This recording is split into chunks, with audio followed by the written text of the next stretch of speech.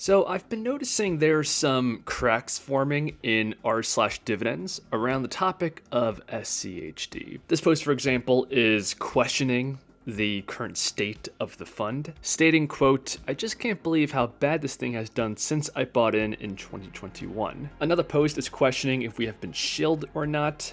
Monkey see, monkey do. Why is SCHD so loved? You could just buy a CD at 5%. And it goes on, with more people questioning if SCHD is a good investment or not. So that's the public sentiment on SCHD.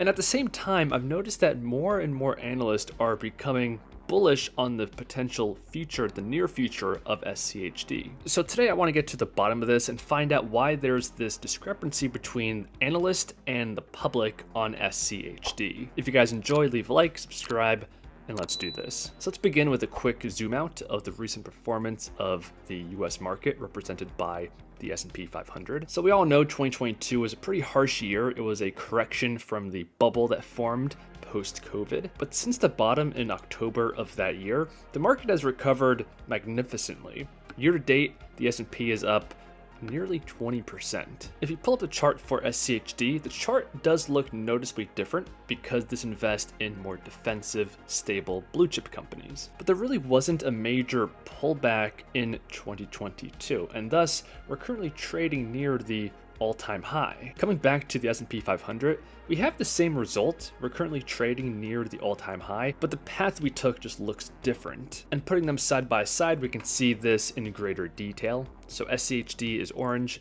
the S&P is blue. So again, for most of the history, the two funds were pretty neck and neck when you reinvested dividend. They both appreciated a lot in 2021, but in 2022 is when we had that divergence. So SCHD essentially traded flat. It did have some volatility, of course, but not quite as much as the overall market. And often when it comes to broad market ETFs, what goes down usually then goes back up. And that's exactly what we saw. So moving into 2023, the S&P had an equally impressive rebound from its 2022 lows. SCHD, on the other hand, because it didn't really dip, it also didn't really recover. But ultimately, you can see here that we ended up in the same basic spot. And when you zoom in a little bit to the past 1 year, I think this divergence right here, past couple of months, is why people are losing faith in SCHD. But again, when you zoom out, the total return between these two assets is almost the same right now in the 5-year view.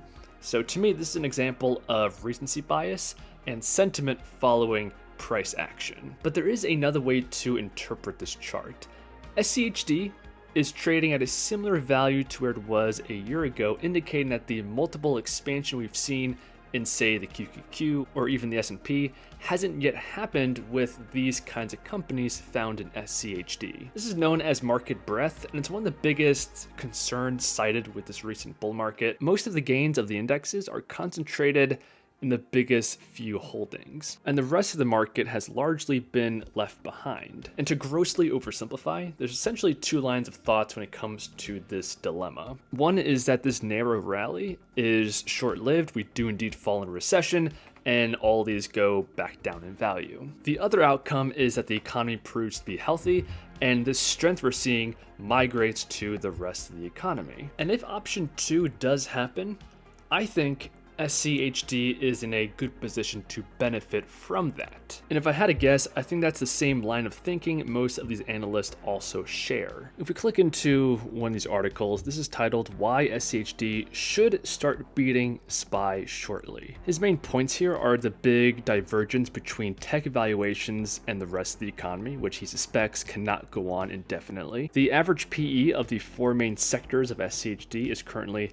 17.3 times, while the main sector for SPY tech is at 27.5 times right now. But even putting valuations aside, I think this reiterates why it is extremely important to, on a fundamental level, understand and appreciate what you're buying. So with SCHD, you're buying a collection of companies ranked and filtered by metrics such as free cash flow to debt. Companies with zero debt are ranked first, return on equity, the dividend growth rate, a minimum of 10 years of consecutive dividend payments. Because none of this has changed. The only thing that has changed recently is the price of the fund itself. And if that's the reason why you bought SCHD to begin with, I can understand why now you are questioning that decision. And in my opinion, for these people, this comment right here is the best advice. Full disclosure, I currently invest in SCHD. I like the investment and I'm gonna keep it. Let us know your position in the comments below. Thanks for watching, and I'll see you guys in the next one.